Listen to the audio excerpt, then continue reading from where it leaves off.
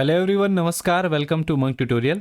दोस्तों, पिछली भाग में हम लोगों ने देखा कि काकतीय वंश का उदय कैसे हुआ, उसका शासन कैसा था और उसके प्रमुख शासकों की वंशावली कैसी थी, उसके बारे में जाना। अगर आपने पहला पार्ट और दूसरा पार्ट अभी तक नहीं देखा है तो पहले उसे जरूर देखें, लिंक डिस्क्रिप्शन में है, ताकि आप इस कहानी को और बेहतर तरीके से समझ सकें। आज के इस भाग में हम और गहराई से समझेंगे कि काकतीय शासन ने किस तरह अपनी राजनीति, सेना और कला को समृद्ध बनाया और उनके शासन का अलग अलग चरण कैसे विकसित हुआ। तो चलिए शुरू करते हैं। कालक्रम की अगर मैं बात करूं तो सबसे पहले शासक आते हैं अन्नम देव, उसके पास आते हैं हमीर देव, फिर भैरव देव और पुरुषोत्तम देव। देन हमारे शासक बनेंगे जयसिंह देव, नरसिंह देव, प्रताप राज देव, जगदीश राज देव, वीर नारायण देव। वीर नारायण देव के बाद शासक बनते हैं वीर सिंह देव, दिक्पाल देव, राजपाल देव और उसके बाद चंदेल मामा शासक बनेंगे।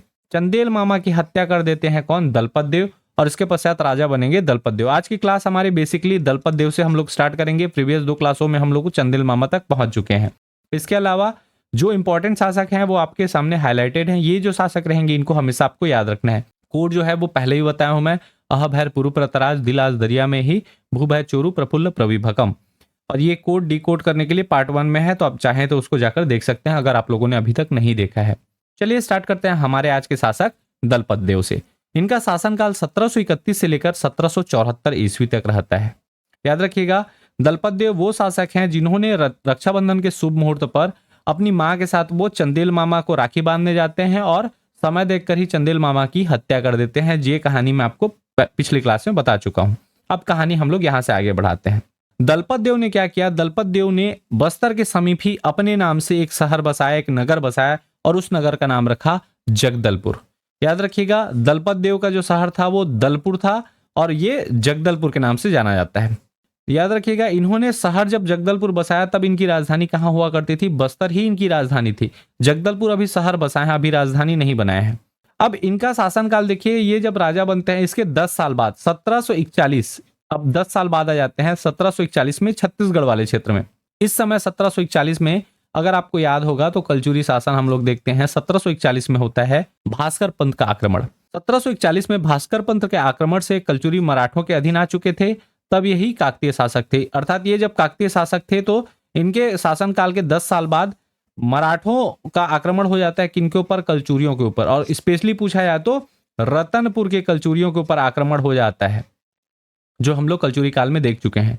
तब राजा कौन थे अगर कभी पूछा जाए तो दलपत देव राजा हुआ करते थे। इसके बाद इनके ही शासनकाल में 1770 ईस्वी में 1770 ईस्वी में फिर से मराठों का आक्रमण किनके ऊपर होगा? बस्तर वाले क्षेत्र में। अभी बस्तर छत्तीसगढ़ का हिस्सा नहीं है, ये ध्यान में रखिएगा। बस्तर अलग ही रियासत है और जो 18 गढ़ हुआ करते थे, रतनपुर के 18 गढ़, रायपुर के, ये दोनों मिलाकर छत्तीसगढ़ होते थे। ये छत्तीसगढ़ मराठों के अधीन चला गया है। 1770 ईस्वी में भोसला सेनापति नीलू पंथ का आक्रमण होता है। इस समय भास्कर पंथ था, ठीक है, 1741 में। अब आ गए हैं सेनापति कौन? नीलू पंथ। इनका आक्रमण होता है जो कि असफल रहता है, जिसके परिणाम स्वरूप इन्होंने राजधानी परिवर्तन करने का निर्णय लिया। अभी राजधानी कहां थी? बस्तर थी। लेकिन 1770 में जब नीलू पंथ का आक्रमण होता है, जब ये कांकेर साइड से आके बस्तर में आक्रमण करते हैं, तो इन्होंने क्या निर्णय लिया कि अब हमको राजधानी चेंज कर देना चाहिए, ये सेफ नहीं है। और राजधानी कहां बनाएंगे? जो अपने नाम से शहर बसाए थे, अर्थात राजधानी को अब बस्तर से कहां लेके चले जाएंगे? जगदलपुर लेकर चले जाते हैं। अब जो है काकतियों की राजधानी कहां रहेगी? जगदलपुर, और ये अंतिम राजधानी रहती है। इसके बाद राजधानी चेंज नहीं होगा। ये चीज क्लियर है? अब दलपत देव क्या करते हैं? जगदलपुर में बंजारा जाति के साथ ये वस्तु विनिमय प्रथा, या जिसको नमक गुड़ सभ्यता बोलते हैं, वो प्रारंभ किए। वस्तु विनिमय प्रथा को आप एक और नाम जानते हैं, बार्टर सिस्टम। ठीक है, बार्टर सिस्टम क्या होता है? सिंपल शब्दों में अगर मैं समझाऊं तो यहां आपको पता होगा नमक और गुड़ सभ्यता। किसी व्यक्ति को गुड़ की जरूरत है लेकिन उसके पास क्या है? नमक है। और किसी व्यक्ति को नमक की जरूरत है और उसके पास क्या है? गुड़ है। मतलब वाइस वर्सा, नमक वाले को गुड़ चाहिए, गुड़ वाले को नमक। और उस समय मुद्रा नहीं हुआ करती थी, तो क्या करते थे? नमक वाला अपना नमक किसको देगा? गुड़ को देगा। और गुड़ वाला अपना गुड़ किसको देगा? नमक वाले को देगा। और आसान शब्दों में देखें तो किसी व्यक्ति के पास, एक व्यक्ति के पास केला है, दूसरे व्यक्ति के पास अंगूर है या सेब है, ठीक है, तो सेब वाला क्या कर सकता है? केला खा सकता है अपना सेब देके, और केला वाला क्या खा सकता है? सेब खा सकता है अपना केला देके। कुल मिलाकर एक वस्तु को दूसरे वस्तु से विनिमय करते थे। उस समय मुद्रा नहीं हुआ करती थी, वस्तु विनिमय प्रथा हुआ करती थी। तो जगदलपुर में ये बंजारा जाति के साथ क्या करते थे? वस्तु विनिमय प्रथा या बार्टर सिस्टम प्रयोग में लाते थे, जिसको नमक गुड़ सभ्यता कहा जाता है। क्लियर है? इसके अलावा इन्होंने जगदलपुर शहर में ही दलपत सागर झील बनवाया। अपने नाम से कौन सा झील का निर्माण कराया? दलपत सागर झील। ठीक है, दलपत देव ने अपने नाम से दलपत सागर झील का निर्माण कराया, जो छत्तीसगढ़ का सबसे बड़ा झील भी है। अगर आपको पूछे छत्तीसगढ़ का सबसे बड़ा झील या बस्तर क्षेत्र का सबसे बड़ा झील तो कौन सा है? दलपत सागर झील। और ये कुछ इस प्रकार से आपको दिखाई देता है। कहाँ है? तो जगदलपुर में है। ये चीज क्लियर है। अब बात करते हैं दलपत देव की रानियों की। इनकी राजमहिषी जो थी वो कुल 7 रानियां थी। ध्यान रखिएगा, ये एग्जाम में आपको कभी पूछा नहीं है, लेकिन अगर कभी पूछे तो इनकी कुल कितनी रानियां थी? 7 रानियां, जिसमें से 2 रानी के नाम इंपॉर्टेंट हैं। 2 रानी कौन कौन सी? तो एक रानी है इनकी राम कुंवर और दूसरी रानी है कुसुम कुंवर। जो राम कुंवर है ये कांकेर रियासत की बेटी थी, कांकेर से थी ये। जबकि ये कुसुम कुंवर जो है ये कहां से थी? तो ये जयपुर से थी। कांकेर आपको पता है कांकेर रियासत से थी, और ये जयपुर रियासत, जयपुर आपका जो था ये उड़ीसा वाले क्षेत्र में आता है। अब देखिए, जो पहली रानी है वो है राम कुंवर और ये तीसरी रानी थी, 3rd नंबर की रानी। ये दिमाग में याद रखिएगा, पहली रानी और तीसरी रानी में ही कहानी है। ठीक है, जो पहली रानी थी राम कुंवर, इनके 2 पुत्र होते हैं। पहले बड़े पुत्र का नाम रहता है अजमेर सिंह और छोटे पुत्र का नाम रहता है उमराव सिंह। जबकि जो कुसुम कुंवर है इनके भी 2 पुत्र रहते हैं। इनके बड़े पुत्र का नाम रहता है दरियादेव और छोटे पुत्र का नाम रहता है गजराज सिंह। ध्यान रखिएगा, राम कुंवर जिनका मायका कहाँ है? कांकेर है, और कुसुम कुंवर का मायका कहाँ है? जयपुर है। राम कुंवर के 2 पुत्र हुए अजमेर सिंह और उमराव सिंह, जबकि कुसुम कुंवर के 2 पुत्र दरियादेव और गजराज सिंह। और दलपत देव की कुल 7 रानियां थी, ये ध्यान रखिएगा। तो हम लोग कहानी को आगे बढ़ाते हैं। अजमेर सिंह कौन है? तो बड़ी रानी के बड़े पुत्र हैं, जबकि दरियादेव कौन है? तीसरी रानी के बड़े पुत्र हैं। अब इनको हम लोग ले जाते हैं स्टोरी में और एक मैप ड्रॉ कर लेते हैं, जिसमें से ये आपका जगदलपुर है और ये है डोंगर क्षेत्र। ध्यान दीजिएगा, डोंगर क्षेत्र में हलबाओं का गढ़ हुआ करता था। हलबा जनजाति यहाँ पाई जाती थी। हलबा कौन होते थे? तो याद रखिएगा, दलपत देव की सेना में ये बहुत अहम रोल अदा करते थे। उनके अंगरक्षक और सेना के कार्य करते थे। और कुल 18 हलबा परगना यहाँ मौजूद थे। हलबाओं का गढ़ कौन सा होता था? डोंगर क्षेत्र, जिसमें बड़े डोंगर, छोटे डोंगर, ये सब आपको देखने को मिलेंगे। अब देखिए, ये जगदलपुर में शासन कौन कर रहे हैं? दलपत देव कर रहे हैं। इनका उम्र हो चुका है, ठीक है, ये वृद्ध हो चुके हैं। अब यहाँ पे कहानी को समझिएगा, कहानी इसी स्लाइड में आपको क्लियर होगी। दलपत देव के बड़ी रानी है राम कुंवर और उनके बड़े पुत्र हैं अजमेर सिंह। राजा किनको बनना चाहिए? अजमेर सिंह को राजा बनना चाहिए। लेकिन दलपत देव का इच्छा कौन सा था? उनकी जो फेवरेट रानी हुआ करती थी कुसुम कुंवर, उनके पुत्र दरियादेव को बनाने का। और जगदलपुर में कौन है? यहाँ पे है दरियादेव। जबकि आपका जो डोंगर क्षेत्र है यहाँ पे अजमेर सिंह को क्या बना दिए हैं? अधिकारी बना दिए हैं। अब डोंगर क्षेत्र क्यों इंपॉर्टेंट है वो मैं बता दे रहा हूं। डोंगर क्षेत्र जो था इनका उप राजधानी हुआ करता था। उप राजधानी इनका काकतियों का, ठीक है। तो इस उप राजधानी में कौन बैठे हैं? अजमेर सिंह। और राजधानी में कौन बैठे हैं? दरियादेव। राजधानी में चूंकि दरियादेव थे तो राजा जी ने किनको राजा बना दिया? दलपत देव ने दरियादेव को ही राजा बना दिया। अब 2 भाई हैं, राजा ये बन चुके हैं। राजा इन्होंने, इनको क्या है, दलपत देव ने दरियादेव को राजा बना दिया। राजा इनको बनना चाहिए था, प्रजा इनका समर्थन करती थी। सेम बाहुबली वाला मूवी का कॉन्सेप्ट है। ये दरियादेव को आप किससे डिनोट करोगे? भल्लाल देव से। जबकि अजमेर सिंह कौन है? बाहुबली है। अब आपको ऐसा बोलूंगा तो कहानी क्लियर हो जाएगा, ठीक है। जबकि जो दलपत देव है, ये दलपत देव आपकी राजमाता शिवगामी है। ये आप मान के चलिए। किनको बना देते हैं? भल्लाल देव को। बनना किसको चाहिए था? बाहुबली को, ठीक है। दरियादेव और अजमेर सिंह का कहानी ऐसे ही आप लोग याद रखिएगा। अब ये जो उत्तराधिकार का संघर्ष होता है 2 भाइयों के बीच में, ये कुल 4 चरण में होता है। चलिए पहला चरण से हम लोग स्टार्ट करते हैं। जो उत्तराधिकार का संघर्ष पहला चरण है, इस चरण में क्या होगा? दरियादेव पहले आक्रमण कर देते हैं किस क्षेत्र पर? डोंगर क्षेत्र पर, ठीक है। डोंगर क्षेत्र में कौन है? ये डोंगर क्षेत्र है। इस क्षेत्र में कौन है? अजमेर सिंह है, यहाँ के अधिकारी हैं। और दरियादेव राजा बन चुके हैं। कॉम्पिटिटर है अजमेर सिंह। राजा बनने के बाद पहला सैन्य अभियान चला देंगे अपने ही भाई के ऊपर, अपने बड़े भाई के ऊपर, उनको हराने के लिए, बेसिकली उनको मारना चाहते थे। लेकिन याद रखिएगा, अजमेर सिंह जो थे ये डोंगर क्षेत्र में रहते थे और डोंगर क्षेत्र हलबाओं का गढ़ हुआ करता था। तो इनका जब आक्रमण होगा तो अजमेर सिंह हलबाओं की मदद से ये क्या हो जाते हैं? युद्ध जीत जाते हैं और राज्याभिषेक हेतु ये जगदलपुर चले जाते हैं। यहां से ये कहां जाएंगे? अब ऐसे करके जाएंगे जगदलपुर। और जो आपके दरियादेव हैं, ये दरियादेव हारने के बाद कहां होते हैं? हारने के बाद ये भागते हैं और भाग के चले जाते हैं जयपुर। भाग के कहाँ जाएंगे? जयपुर।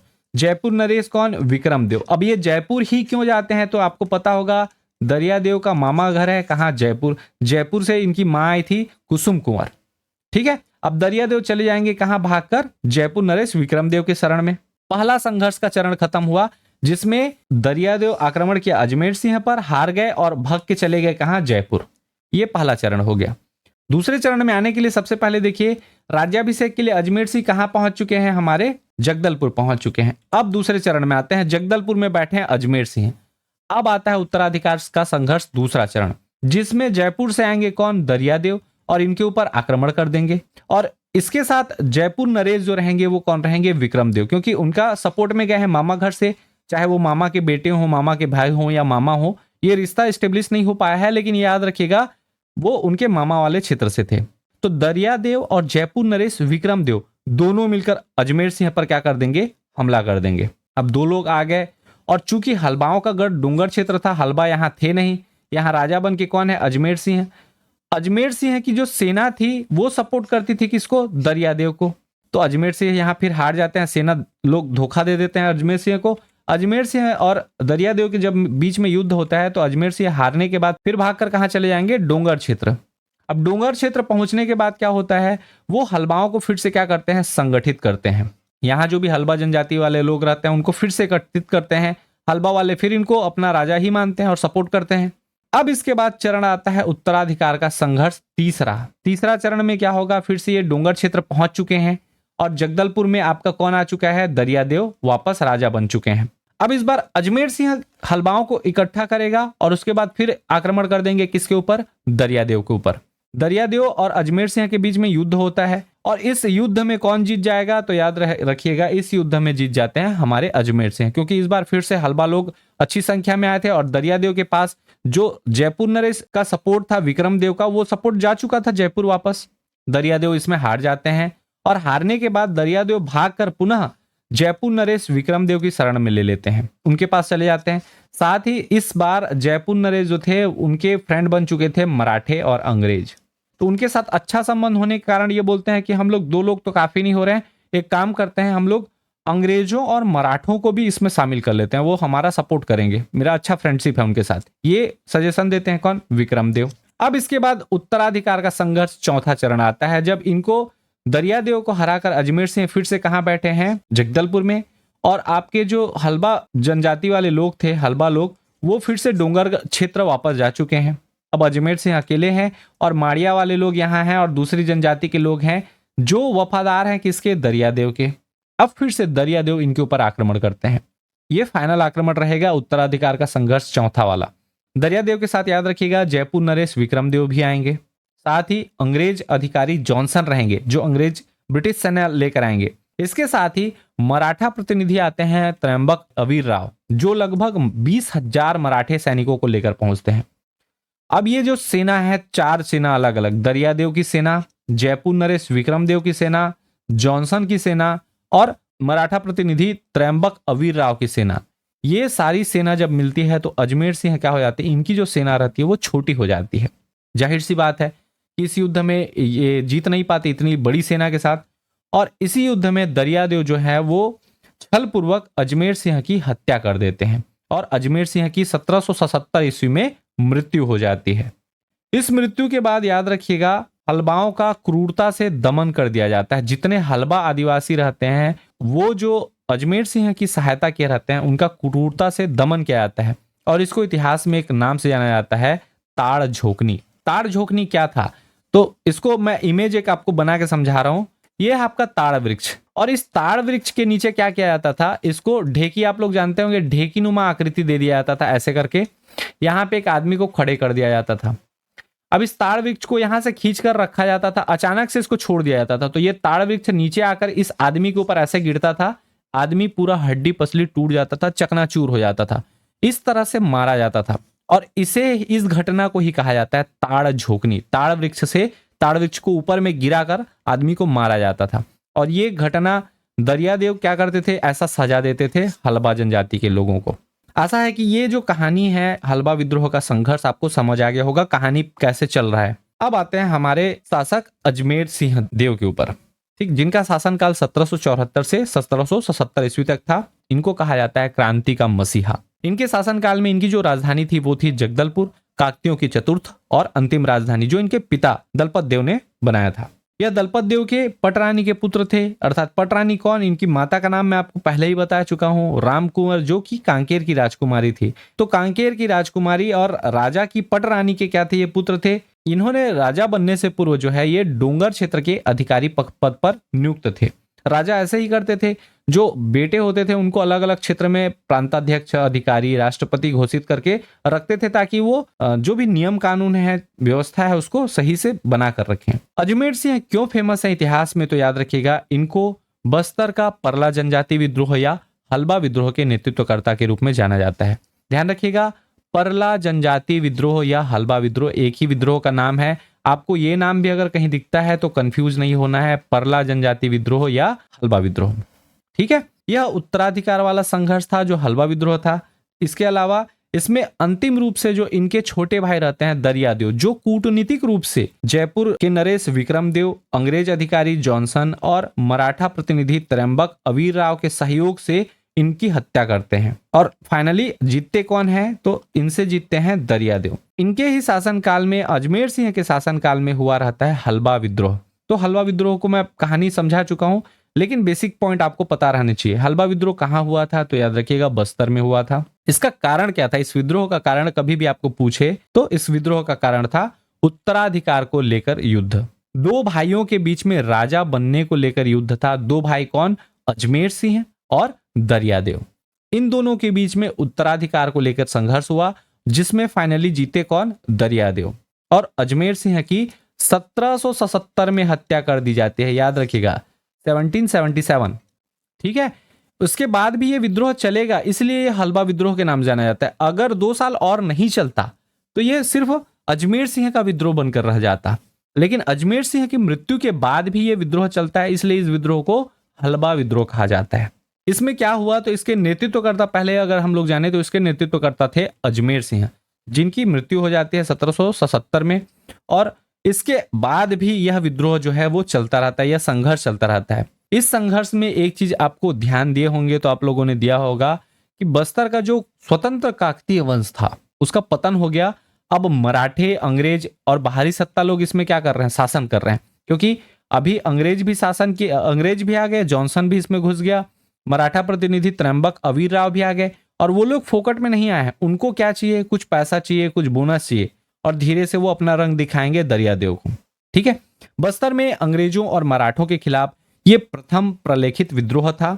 इसके साथ ही यह छत्तीसगढ़ अंचल का सबसे बड़ा नरसंहार था। और इस नरसंहार के लिए एक वर्ड यूज होता है जो आपको मैं पहले बताया, ताड़ झोंकनी। कंपनी सरकार मराठों और जयपुर के मध्य 6 अप्रैल 1778 को कोट पाड़ की संधि हुई। अगर अजमेर सिंह की मृत्यु के पश्चात ही ये मामला दब जाता तो ये आपकी संधि की आवश्यकता नहीं पड़ती, लेकिन ये मामला नहीं दबा था, इसलिए राजा दरियादेव को अंग्रेजों के साथ, मराठों के साथ और जयपुर नरेश के साथ कोट पाड़ की संधि करनी पड़ी। और वो कब हुई थी? 6 अप्रैल 1778। ये डेट एग्जैक्ट पूछ लिया जाता है। 6-4 कितना होता है? 1778 है, तो 1778 को भी याद करना पड़ेगा। 6-4 1778 को हुआ था कोट पाड़ की संधि। इस संधि के अनुसार बस्तर क्षेत्र पहली बार मराठा के अधीन हुआ। छत्तीसगढ़ वास्तव में कुछ नहीं था। रायपुर और रतनपुर के जो कलचुरी हुआ करते थे, इन दोनों को ही कहा जाता था मिलाकर छत्तीसगढ़, क्योंकि इनके पास 18 गढ़ और इनके पास 18 गढ़। बस्तर अलग ही रियासत था, बस्तर स्टेट अलग था। लेकिन ये यहाँ पे ऑलरेडी कौन आ चुके हैं? मराठे आ चुके हैं, ध्यान रखिएगा। और मराठों के बाद इस क्षेत्र में मराठों की नजर थी, और मराठे इस क्षेत्र में अब करेंगे क्या? अपना टकोली वसूल। तो अब बस्तर वाला क्षेत्र भी पहली बार किसके अधीन आ गया? मराठों के अधीन। हलबा विद्रोह में प्रमुख जो पात्र हैं उनको अगर हम लोग जाने तो इसमें याद रखिएगा, जो पहला पात्र आपको मिलता है इस विद्रोह के नेतृत्वकर्ता, वो कौन है? अजमेर सिंह। इसके अलावा उनके छोटे भाई दरियादेव, जिनसे ये युद्ध करते हैं। आपके जयपुर नरेश विक्रमदेव, ब्रिटिश अधिकारी जॉनसन और मराठा प्रतिनिधि त्रयंबक अवीर राव, ये सभी पात्र हैं कौन से विद्रोह के? हलबा विद्रोह के। ये चीज क्लियर है। और एक चीज जो आपको लास्ट में बताना चाहूंगा, छत्तीसगढ़ अंचल का सबसे बड़ा नरसंहार जो है ये कभी किसी बुक में आपको मिलेगा नहीं मिलेगा, लेकिन याद रखिएगा इस घटना को कहा जाता था ताड़ झोंकनी। ताड़ वृक्ष के नीचे रख दिया जाता था लोगों को बांधकर और उसके ऊपर में पेड़ गिरा दिया जाता था और आदमी वहां कुचल कर दबकर हड्डी पसली टूट जाती थी, मर जाता था। इस प्रकार से लोगों को मारा जाता था। कहा जाता है कि हलवा 7 परिवार बचे हुए थे, बस सभी लोगों को ये क्या कर दिए थे, जो राजा दरियादेव हैं सभी लोगों की हत्या या नरसंहार करवा दिए थे। सिर्फ 7 परिवार हलवा परिवार बचे हुए थे तब के समय में, जब हलवा विद्रोह का अंत किए तब की बात कर रहा हूं मैं। अब इसमें याद रखिएगा 1779 में ही हलवा जनजाति के जो प्रमुख नेता थे उनसे दरियादेव की क्या होती है, संधि होती है। और उस संधि में वो लोग क्या करते हैं, राजा के प्रति निष्ठा रखने की शपथ लेते हैं और उसके बाद जो दरियादेव हैं वो हलवा जनजाति को मारना बंद करते हैं, उनका नरसंहार जो है वो बंद करते हैं। अब जानते हैं जो हमारा जितना अभी तक पढ़े स्वतंत्र शासक में कौन कौन से, अन्नम देव, हमीर देव, भैरव देव, पुरुषोत्तम देव, प्रताप राज देव, राजपाल देव, दलपत देव और अजमेर सिंह देव। अब इसके बाद आते हैं हमारे दरियादेव जो अजमेर सिंह देव के भाई होते हैं, ठीक है। लेकिन ये मराठा अधीन आ जाएंगे, जब से कोटपाड़ की संधि करेंगे ये मराठा अधीन आ जाएंगे। और मराठा अधीन 1818 तक ही क्यों रहते हैं, तो याद रखिएगा मराठा अधीन शासक जो 1818 तक रहेंगे, ये शासक सीताबर्डी के युद्ध में मराठा किसके अधीन हो जाते हैं, अंग्रेजों के अधीन। और तब से हम अंग्रेजों के अधीन पढ़ते हैं। तो मराठा अधीन शासक में आपको 2 शासकों के नाम मिलेंगे, कौन कौन से, तो याद रखिएगा दरियादेव, और दरियादेव के पुत्र होते हैं महिपाल देव। महिपाल देव कुछ समय के लिए मराठों के अधीन रहेंगे, उसके पश्चात अंग्रेजों के अधीन चले जाते हैं, अंग्रेज मराठा। क्लियर है। तो चलिए हम लोग आगे बढ़ते हैं और जानते हैं मराठा अधीन काकतीय शासक, जिनका शासनकाल 1778 से लेकर 1818 तक रहेगा, जिसमें से दरियादेव का शासनकाल 1777 से लेकर 1800 ईस्वी तक था।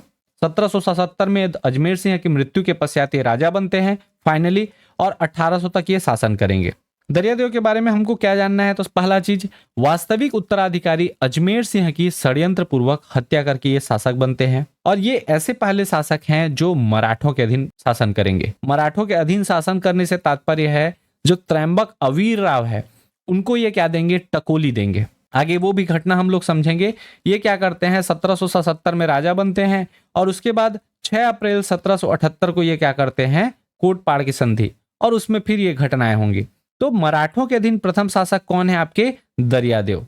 बस्तर की स्वाधीनता समाप्त हो गई और बस्तर मराठों के अधीन हो गया, क्योंकि ये मराठों के अधीन शासक बनेंगे। अब ये क्यों बनेंगे, तो ये इन्होंने मराठा प्रतिनिधि त्रयंबक अवीरराव एवं जयपुर नरेश विक्रमदेव के मध्य, किनके मध्य, दरियादेव, त्रयंबक अवीरराव और जयपुर नरेश विक्रमदेव के मध्य 6 अप्रैल 1778 को हुआ था कोटपाड़ की संधि। इसके कारण ही इनके शासनकाल में बस्तर का जो क्षेत्र है वो छत्तीसगढ़ का हिस्सा बना। और इनके शासनकाल में एक और घटना होती है 1800 से जस्ट 5 साल पहले, वो घटना है 1795 की भोपालपट्टनम विद्रोह या भोपालपट्टनम का संघर्ष। ठीक है, तो इनके शासनकाल में 1795 में ब्रिटिश यात्री कैप्टन J.T. ब्लंट का आगमन हुआ, जिसके विरोध में गोंड आदिवासियों द्वारा भोपालपट्टनम विद्रोह हुआ। उन्होंने जो आपके कैप्टन J.T. ब्लंट हैं उनको इंद्रावती नदी पार करने नहीं दिया, वो कांकेर वाले क्षेत्र में घूम घुमा कर चले गए। तो ये जो संघर्ष था इसको कहा जाता है भोपालपट्टनम संघर्ष। दरियादेव के बारे में आपको 3 चीजें याद रखनी है। इनको जोड़ा जाता है हलवा विद्रोह में, इनके कारण ही हलवा विद्रोह हुआ था। दूसरा, इनको जोड़ा जाता है कोटपाड़ की संधि में, और तीसरा इनको जोड़ा जाता है, याद रखिएगा, भोपालपट्टनम संघर्ष में। 3 चीजों में याद रखिएगा, हलवा विद्रोह, कोटपाड़ संधि और भोपालपट्टनम संघर्ष। 1777 से 1800 तक ये शासक रहेंगे। क्लियर है। चलिए, इसमें जो कोटपाड़ की संधि है थोड़ा सा मैं उसके ऊपर आना चाहूंगा। कोटपाड़ की जो संधि हुई थी वो 6 अप्रैल 1778 को हुई थी। इस संधि के समय काकतीय वंश के शासक कौन थे, तो दरियादेव थे। अब ये जो संधि हुई थी ये 3 लोगों के बीच संधि हुई थी। बेसिकली 3 लोग थे। पहला थे हमारे दरियादेव, दूसरे थे जयपुर नरेश विक्रमदेव, और तीसरे थे मराठा प्रतिनिधि त्रयंबक अवीरराव। जो कोटपाड़ की संधि है इसमें कोटपाड़ परगना मेन सेंटर में था। कोटपाड़ परगना किसको चाहिए था, तो कोटपाड़ परगना चाहिए था हमारे जयपुर नरेश विक्रमदेव को। तो इस संधि में जयपुर नरेश विक्रमदेव ने क्या कहा कि हमको कोटपाड़ का जो परगना है वो परगना हमको आप दे दो। ठीक है, कोटपाड़ का परगना किसको देना है, विक्रमदेव को देना है। इस परगने में याद रखिएगा 5 अलग अलग क्षेत्र आते थे, जिसमें से पहला था कोटपाड़, दूसरा था चुड़चुड़ा, तीसरा पोड़ागढ़, चौथा उमरकोट और 5वां था रायगढ़ा। ये 5 जो क्षेत्र थे वो कोटपाड़ परगने के अंतर्गत आते थे, जिसको दरियादेव ने किनको दे दिया, जयपुर नरेश विक्रमदेव को। आज भी देखते हैं रायगढ़ आपके उड़ीसा में आता है। ठीक है, जयपुर भी उड़ीसा में। तो ये 5 क्षेत्र कोटपाड़, चुरचुड़ा, पोड़ागढ़, उमारकोट और रायगढ़ा, ये कोटपाड़ परगना के अंतर्गत आता था, जिसको जयपुर नरेश विक्रमदेव को देने का वादा किया दरियादेव ने। इसके अलावा मराठा प्रतिनिधि त्र्यंबक अवीर राव, इनको क्या चाहिए, तो इनको चाहिए टकोली, मतलब वार्षिक कर, टैक्स। तो इनको 59,000 वार्षिक टकोली दिया जाता था। कुछ कम 5,000 महीना आप बोल सकते हैं, क्योंकि 12 पंचे होता है 60, तो कुछ कम 5,000 पर मंथ का इनका क्या था, थोड़ा कम 5,000 पर मंथ किनको देते थे, मराठा प्रतिनिधि त्र्यंबक अवीर राव, अर्थात मराठों को देते थे। ये घटना ध्यान रखिएगा, 5,000 अभी लगता छोटा अमाउंट है, 1778 की बात हो रही है। तो ये इस प्रकार से क्या हुआ, दरियादेव जो है डायरेक्टली इनडायरेक्टली रूप से मराठों के अधीन हो गया, क्योंकि ईयरली उनको क्या पे कर रहे हैं, टैक्स पे कर रहे हैं। यहां तक क्लियर है। 1778 के बाद अगली एक घटना आती है 1795 ईस्वी की, जब शासक हमारे दरियादेव ही हैं। तो इस समय आप ध्यान से देखेंगे तो अभी तक बस्तर वाले क्षेत्र में मराठे आ रहे हैं, बस्तर वाले क्षेत्र में उड़ीसा से जयपुर वाले शासक आ रहे हैं, बस्तर वाले क्षेत्र में बस्तर के लोग हैं। कोई अंग्रेज इस क्षेत्र में अभी तक नहीं आए हैं। भले ही सपोर्ट करने जॉनसन आए थे, लेकिन वो अभी बस्तर वाले क्षेत्र में प्रवेश नहीं किए हैं, युद्ध भूमि में थे। बस्तर वाले क्षेत्र में प्रवेश करने का सबसे पहला प्रयास करते हैं हमारे कौन, कैप्टन जेटी ब्लंट। तो ये जो आपका भोपालपट्टनम विद्रोह हुआ है, ये अप्रैल 1795 में हुआ है। एग्जैक्ट डेट अगर पूछा जाए, कभी नहीं पूछा है वैसे, अगर पूछता है तो याद रखिएगा 13 अप्रैल से लेकर 28 अप्रैल तक ये जो विद्रोह है ये हुआ था। 13 अप्रैल से कब तक, 28 अप्रैल तक, 16-17 दिन का ये विद्रोह था। इसमें जब शासक थे भोपालपट्टनम विद्रोह के, वो थे दरियादेव। और कारण क्या था, तो कारण वही था कैप्टन जेटी ब्लंट, जो इस क्षेत्र को एक्सप्लोर करना चाहते थे। ठीक है, यहाँ कौन कौन सी खनिज है, यहाँ का नक्शा बनाना चाहते थे। कैप्टन जेटी ब्लंट को बस्तर में प्रवेश करने के विरोध में ये भोपालपट्टनम का विद्रोह हुआ था। कैप्टन जेटी ब्लंट कौन है, तो कैप्टन जेटी ब्लंट बस्तर क्षेत्र जाने वाले प्रथम विदेशी यात्री थे। मतलब वहां के लोग विदेशी लोगों को देखे ही नहीं थे, इसलिए उनको प्रवेश करने से क्या कर रहे थे, रोक रहे थे। और ये बेसिकली कोई संघर्ष नहीं था, अपितु यह दक्षिण बस्तर के गोंड जनजाति द्वारा कैप्टन जेटी ब्लंट को इंद्रावती नदी को पार करके भोपालपट्टनम में प्रवेश करने से रोकने हेतु क्या था, ये बेसिकली एक हमला था, ये वाला हमला। ठीक है, वहां की जो गोंड जनजाति है, उन्होंने उनको नदी के किनारे ही ऐसा रोका था कि वो 17 दिन तक आसपास विचरण करते रहे, लेकिन बस्तर की यात्रा नहीं कर सके। किंतु कांकेर की यात्रा उन्होंने की थी। और उसके बाद याद रखिएगा 13 मई को वो पहुंच जाते हैं रतनपुर। 13 मई को जाएंगे रतनपुर, ये आंकड़ा भी ध्यान रखिएगा। 13 मई 1795 को कैप्टन जेटी ब्लंट जाते हैं रतनपुर। अभी राजधानी परिवर्तन नहीं हुआ है, अभी भी राजधानी कहाँ है, रतनपुर है।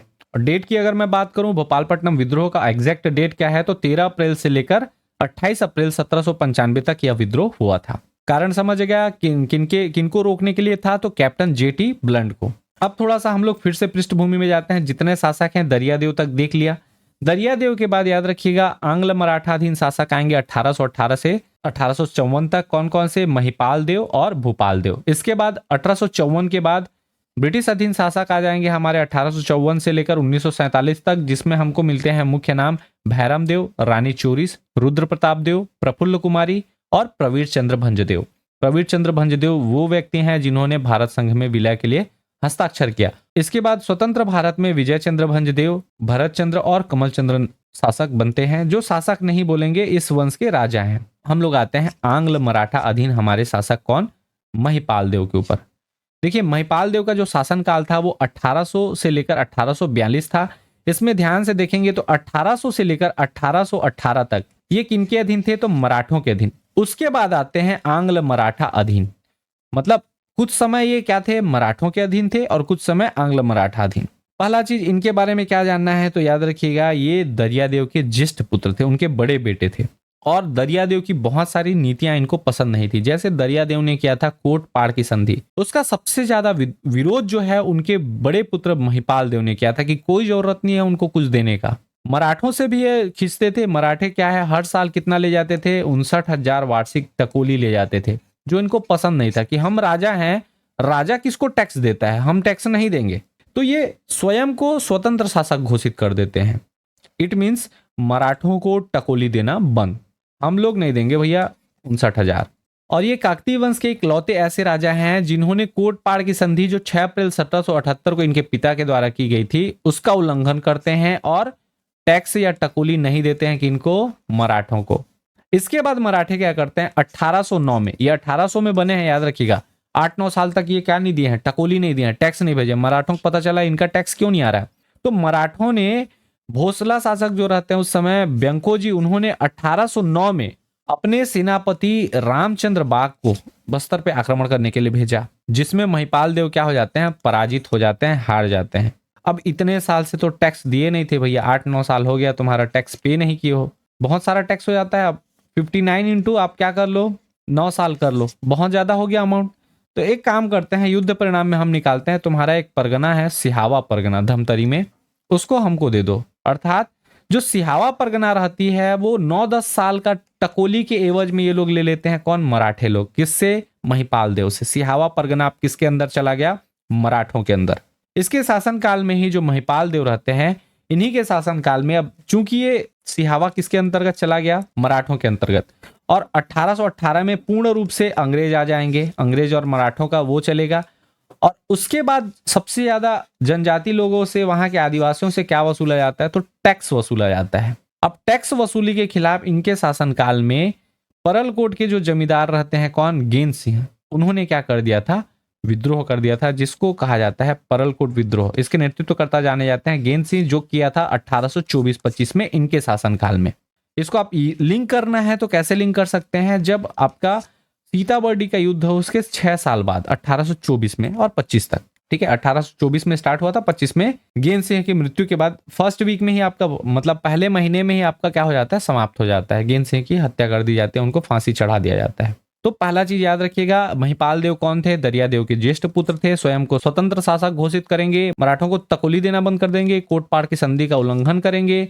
इसके बाद मराठे भी एक्शन लेंगे, अपने सेनापति रामचंद्र वाघ को भेजेंगे और वो महिपाल देव को हरा देते हैं। युद्ध परिणाम में सिहावा परगना वापस किसको देना पड़ता है, मराठों को देना पड़ता है, और टैक्स को बढ़ा देते हैं, क्योंकि अब मराठों को टैक्स दे रहे हैं भैया, तो टैक्स तो आना चाहिए, टैक्स बढ़ता है। तो इनके समय में ही गेन सिंह जो परलकोट के भूमिया जमींदार थे, उन्होंने 1824-25 में विद्रोह कर दिया, जिसको परलकोट विद्रोह के नाम से जाना जाता है। क्लियर है, ये थे हमारे कौन, महिपाल देव।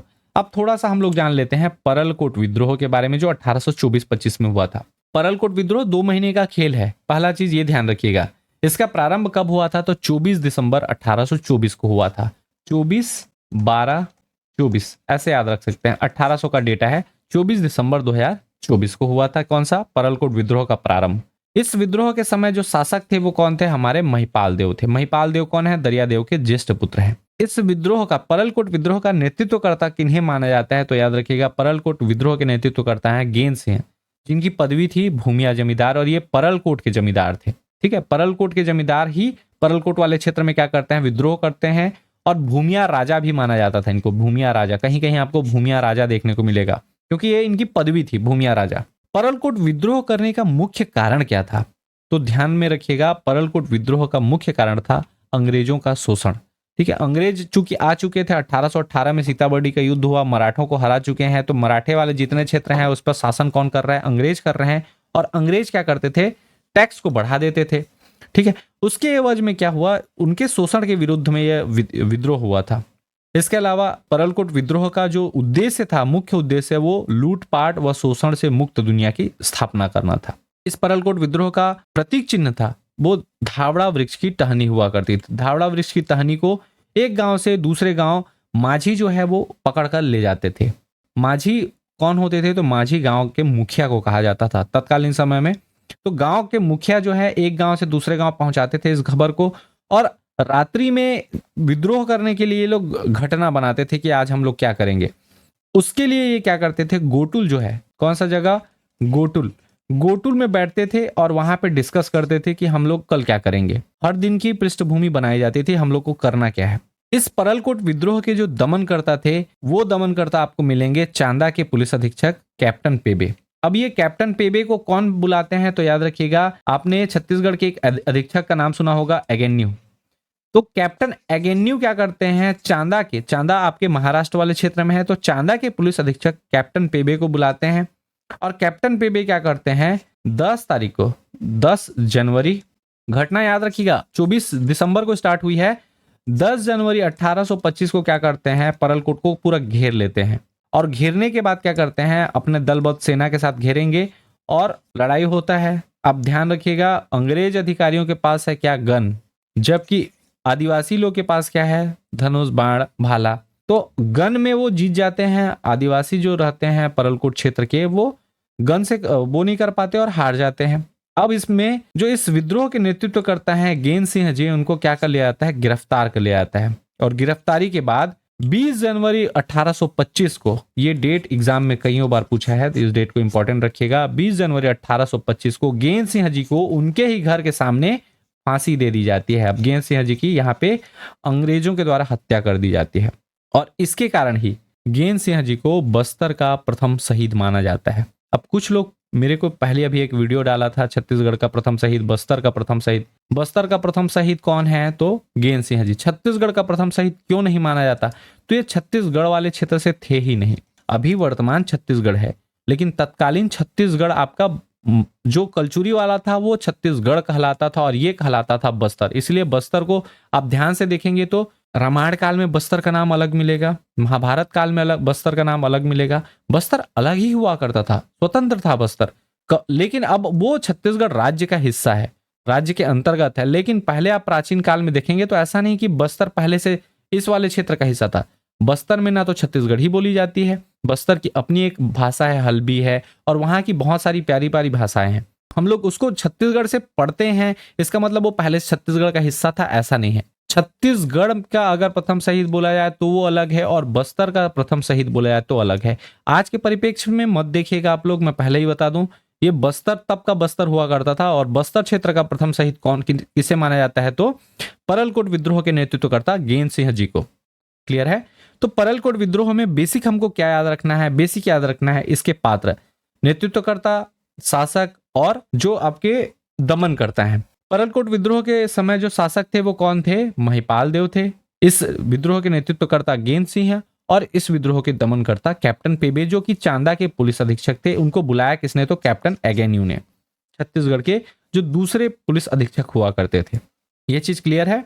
आंग्ल मराठाधीन काकतीय शासक में पहला नाम हम लोगों ने महिपाल देव का जाना था। महिपाल देव के दो पुत्र होते हैं, बड़े पुत्र का नाम रहता है भूपाल देव और छोटे पुत्र का नाम रहता है दलगंजन सिंह। महिपाल देव ने भूपाल देव को राजा बनाने का सोचा, जबकि इनके जो छोटे पुत्र रहते हैं दलगंजन सिंह, इनको इन्होंने क्या किया, तारापुर परगना सौंप दिया। तारापुर एक परगना हुआ करता था इनके अधीन, और इस तारापुर परगना में ये क्या थे, परगना के मुखिया थे। तो अब हमारे महिपाल देव के बाद अगले राजा बनते हैं। महिपाल देव के समय में एक ही विद्रोह हुआ है, कौन सा, परलकोट का विद्रोह। अब आते हैं भूपाल देव के ऊपर। हमारे जो भूपाल देव हैं ये शासक बनते हैं 1842 से 1853 तक। 1842 में महिपाल देव की मृत्यु होने के पश्चात 1842 में शासक बनेंगे। और सबसे पहला चीज, ये महिपाल देव के क्या थे, बड़े बेटे थे। इन्होंने अपने जो छोटे भाई हैं अर्थात दलगंजन सिंह, इनको तारापुर परगने का प्रशासक बनाया था। जो तारापुर परगना है वो किसको दे दिया, दलगंजन सिंह को। अब दलगंजन सिंह से इनका उतना कुछ खास बनता नहीं था, तो इन्होंने क्या किया, क्योंकि ये मराठों के अधीन आ गए हैं, आंग्ल मराठा अधीन है, तो इन्होंने टैक्स बढ़ा दिया किसका, तारापुर परगने का। और टैक्स बढ़ाने का काम कौन कर रहा था, तो इस समय भूपाल देव के जो दीवान थे, उन दीवान का नाम था जगबंधु। दीवान का नाम याद रखिएगा, एग्जाम में ये भी पूछा गया सवाल है। दीवान का नाम था जगबंधु। जगबंधु को ये बोलते हैं कि एक काम करो, तारापुर का टैक्स बढ़ाओ, वहां से हमको ज्यादा चाहिए टैक्स, ठीक है। तो उसके कारण इनके शासनकाल में, जगबंधु के कारण ही इनके शासनकाल में पहला चीज होता है, तारापुर में कर वृद्धि के कारण 1842 से लेकर 1854 तक चलने वाला तारापुर विद्रोह, जिसके नेतृत्वकर्ता इनके स्वयं के छोटे भाई रहते हैं दलगंजन सिंह। क्लियर है। भूपाल देव के समय में ही इनके शासनकाल में ही याद रखिएगा, एक अंग्रेज अधिकारी आते हैं जिनका नाम रहता है मैकफर्सन। अब मैकफर्सन क्यों आते हैं इधर इस क्षेत्र में, तो इस क्षेत्र में पहले प्रचलित हुआ करता था एक नर बलि प्रथा। जो व्यक्ति जिनकी बलि दी जाती थी उनको कहा जाता था मेरिया, ठीक। तो उसको जांच करने के लिए यहाँ आते हैं कौन, मैकफर्सन, और उनको पता चलता है कि भैया यहाँ तो ऐसा सच में चल रहा है। इसके बाद क्या किया जाता है, इसके खिलाफ इसको बंद कर दिया जाता है, और इसको बंद करने के एवज में इनके ही शासनकाल में 1842 से लेकर 1863 तक मेरिया विद्रोह होता है। तो भूपाल देव के शासनकाल में आप इसको ऐसे याद रख सकते हैं, भूतामे। अब ये भूतामे जो है ये कोई वर्ड नहीं है, ये तीनों चीज मिलाया हुआ है, भू से भूपाल देव, ता से तारापुर, में से मेरिया। तारापुर विद्रोह याद रखिएगा 54 में खत्म हो जाता है और मेरिया विद्रोह 63 में खत्म होता है। दोनों स्टार्ट कब से हुए रहते हैं? तो 42 से स्टार्ट हो रहते हैं। अब इसको याद करने का सिंपल सा मैं तरीका बता रहा हूँ। 4 ऐसे याद कीजिएगा, 5 ऐसे याद कीजिएगा, 6 ऐसे याद कीजिएगा। तो पहला चीज आपको पता चलेगा कि 42 में स्टार्ट हुआ था, ठीक है, मतलब 40 प्लस में स्टार्ट हुआ था, 50 प्लस में एक तारापुर बंद हुआ और 60 प्लस में आपका जो मेरिया विद्रोह है वो बंद हुआ। और उसके बाद 2, 3 और बीच का 4 ऐसे करके भी आप याद रख सकते हैं। तो आप अगर एक बार बनाए तो पहला चीज बना सकते हैं 4, 5, 6, उसके बाद 2, 3, 4, ये बन गया आपका आंकड़ा, ठीक है। अब जैसे भी चाहें आप याद कर सकते हैं। तो चलिए एक एक विद्रोह को समझते हैं। सबसे पहले बात करते हैं तारापुर विद्रोह की। जो तारापुर विद्रोह हुआ था 1842 से लेकर 1854 तक। इस समय शासक कौन थे? तो इस समय थे भूपाल देव शासक।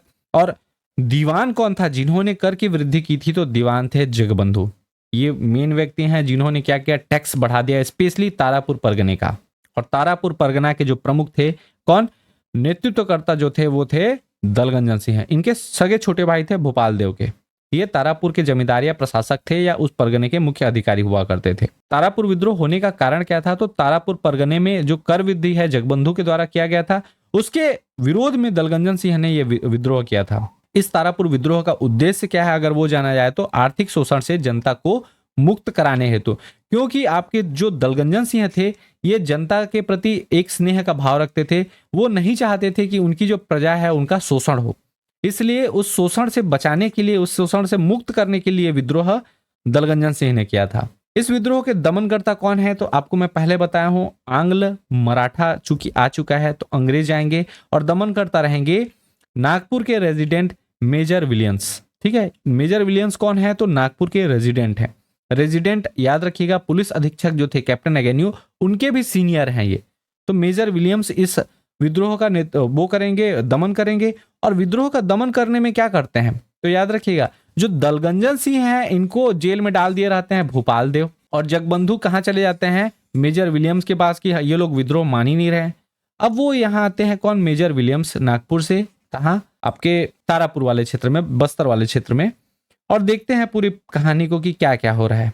तो उन्होंने क्या किया? पहला चीज तो सबसे गलती काम हुआ है जगबंधु का। तो पहला चीज करते हैं, जो दीवान पद में है जगबंधु उसको हटा देते हैं। दूसरा, जो पॉपुलर नेता है दलगंजन सिंह, इनको जेल से रिहा कर देते हैं। और इस प्रकार से ये विद्रोह क्या होता है? कम हो जाता है। उसके बाद देखते हैं कि टैक्स में भी क्या है, वृद्धि हुई है, टैक्स को भी कम कर देते हैं। अब इसके बाद लोग क्या होते हैं, लोगों का शोषण कम हुआ तो लोग शांत हो जाते हैं। और इस प्रकार से ये तारापुर का जो विद्रोह है वो सफल होता है, ठीक है। तो परिणाम क्या हुआ? दीवान जगबंधु को मेजर विलियम्स ने पद से हटा दिया और कर वृद्धि के आदेश को वापस लिया। साथ ही जो दलगंजन सिंह है जिनको भूपाल देव ने गिरफ्तार कर लिया था, उसको भी ये क्या कर देते हैं? मुक्त कर देते हैं। तो तारापुर विद्रोह कब से कब तक हुआ? 1842 से 1854। इसमें मुख्य पात्र कौन कौन से हैं? तो पहला पात्र आपको देखने को मिलेगा भूपाल देव जो राजा थे, दलगंजन सिंह जो विद्रोह के नेतृत्व करता थे, दीवान उस समय थे जगबंधु, और दमनकर्ता कौन है? तो मेजर विलियम्स। मेजर विलियम्स नाम दमनकर्ता के रूप में है इस विद्रोह का, लेकिन उन्होंने, याद रखिएगा, उन्होंने इस विद्रोह के नेतृत्वकर्ता का दमन नहीं किया है, बल्कि इस विद्रोह के मुख्य कारण को हटाया है, अर्थात दीवान जगबंधु और साथ ही जो कर वृद्धि थी, ये दोनों मुख्य कारण थे। इसको उन्होंने हटाने का काम किया। तो इन्होंने अच्छा काम किया मेजर विलियम्स ने, खासकर तारापुर विद्रोह के मामले में। भोपाल देव के शासनकाल में ही दूसरा एक और विद्रोह हुआ था जिसको कहा जाता है मेरिया विद्रोह। 1842 से लेकर 1863 तक हुआ था। ये आपका 4, 5, 6 वाला कॉन्सेप्ट में याद रखेंगे, आपको आसानी से याद हो जाएगा ऐसे करके करेंगे तो। 4, 5, 6, 2, 3 और बीच में 4। 1842 से 54 में आपका हुआ था तारापुर, 1842 से 63 में हुआ था आपका मेरिया विद्रोह। ऐसे याद रखेंगे, आसानी से याद होगा। मेरिया विद्रोह के समय भी शासक आपके भोपाल देव रहेंगे और इस विद्रोह का नेतृत्व करता रहते हैं हमारे हिडमा मांझी।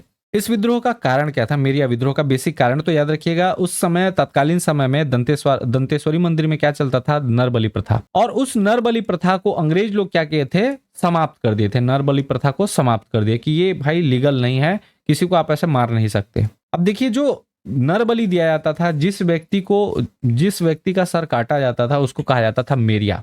वह व्यक्ति जिसे बलि के लिए चुना जाता था। और यह बेसिकली एक विशेष जनजाति से होता था। उस जनजाति का नाम एग्जाम में पूछा गया है। उस जनजाति का नाम है जिया खोंड जनजाति। एग्जाम में ये पूछा गया है तो इसको ध्यान रखिएगा। जियाखोंड जनजाति के युवक या युवती को बनाया जाता था मेरिया, जिसको बलि के लिए चुना जाता था। अब ये जो बलि वाला कॉन्सेप्ट है, इस समय जो पुजारी हुआ करते थे वो पुजारी थे श्याम सुंदर। दीवान उस समय भूपाल देव के दीवान चूंकि चेंज हो चुके थे, आपको पता होगा दलगंजन सिंह जो जगबंधु है वो चेंज हो चुके हैं, तो दीवान कौन है इस समय? वामन राव। तहसीलदार उस समय के रहते हैं शेर खान और जांचकर्ता आते हैं अधिकारी मैकफर्सन। और इस विद्रोह का दमन करने के लिए आते हैं कौन? Major Campbell. अब घटनाक्रम को मैं आपको समझा दूं सिंपल शब्दों में, अगर घटनाक्रम समझें तो सबसे पहले जो आपके भूपाल देव हैं, इनके शासनकाल में अंग्रेजों को खबर पड़ती है कि यहाँ नर बलि प्रथा होती है दंतेश्वरी मंदिर में, मतलब लोगों की बलि दी जाती है। इस चीज का मुआयना करने के लिए अंग्रेज भेजते हैं किसको? मैकफर्सन को। मैकफर्सन देख के जाते हैं और अपनी जो घटना है वो किसको बताते हैं? शेर खान को बताते हैं। शेर खान कौन है? तहसीलदार हैं। ये घटना को पूरा जानते हैं। उसके बाद ये पूरी घटना को ये दे देते हैं किसको? ऊपर पास कर देते हैं मेजर कैंपबेल को। अब मेजर कैंपबेल को पता चलता है, वो चेक करने के लिए किनको बोलते हैं? वामन राव को, जो दीवान रहते हैं। वामन राव भी राजा जी की तरह गोल मटोल बात करते हैं, बोलते हैं हमको नहीं पता। अब आते हैं मेजर कैंपबेल और उसके बाद श्याम सुंदर पुजारी से ये डायरेक्ट पूछते हैं, ठीक है। जो पुजारी रहते हैं श्याम सुंदर, वो भी सच्चाई नहीं बताते, छुपाते हैं। इसके बाद लगभग 25 दिनों तक अंग्रेज जो की सेना थी, टुकड़ी थी, वो दंतेश्वरी मंदिर के बाहर थी और उस समय होना था कि रिचुअल नर बलि प्रथा का। अब जैसे ही वो दिन आया, ये लोग नहीं घबराते हैं और वो प्रथा करना चालू करते हैं। तो उसके एवज में अंग्रेज अधिकारी मेजर कैंपबेल क्या करते हैं? सबको पकड़वा लेते हैं और नर बलि होने से रोक देते हैं। जो मेरिया रहता है उसको भी पकड़ लेते हैं कि भैया तुमको बलि होने नहीं देंगे। अब इसके बाद विद्रोह होता है हिड़मा माझी के द्वारा। वो अंग्रेजों से युद्ध करना चालू कर देते हैं और ये विद्रोह कहलाता है कौन सा विद्रोह? मेरिया विद्रोह। इस मेरिया विद्रोह में कौन से पात्र हैं? तो पात्र पहला मिलेगा आपको उस समय के शासक भूपाल देव। इसके अलावा हमको और कौन से नाम मिलते हैं? तो मिलता है हिड़मा माझी जो इस नेतृत्व करता है इस विद्रोह के। श्याम सुंदर कौन है? तो पुजारी हैं। वामन राव कौन है? दीवान है। शेर खान तहसीलदार। मैकफर्सन जो है ये जांचकर्ता और मेजर कैंपबेल इस विद्रोह के दमनकर्ता के रूप में जाने जाते हैं। ऐसा है कि ये सारी चीजें आपको क्लियर हो गई होंगी। अब हम लोग अगली क्लास में इन जो बचे हुए शासक हैं, जिसमें ब्रिटिश अधीन शासक भैरव देव, रानी चोरिस, रुद्र प्रताप देव, प्रफुल्ल कुमारी, प्रवीर चंद्र भंजदेव, विजय चंद्र भंजदेव और कमल चंद्र भंजदेव, इन सभी शासकों के बारे में अगली क्लास में इसके पार्ट 4 में हम लोग जानने का प्रयास करेंगे। ये हमारे कुछ सोशल साइट्स हैं जिसमें आप हमें फॉलो कर सकते हैं। आशा है कि वीडियो आपको पसंद आया होगा। भाग 4 में जितना भी बचे हुए शासक हैं और जो जनजातीय विद्रोह बचे हुए हैं, सारे विद्रोह को कवर करने का प्रयास करेंगे। अगर आप चैनल में नए हैं तो प्लीज चैनल सब्सक्राइब करें। मिलते हैं बहुत जल्द अगली वीडियो में। तब तक के लिए जय हिंद, जय भारत, वंदे मातरम।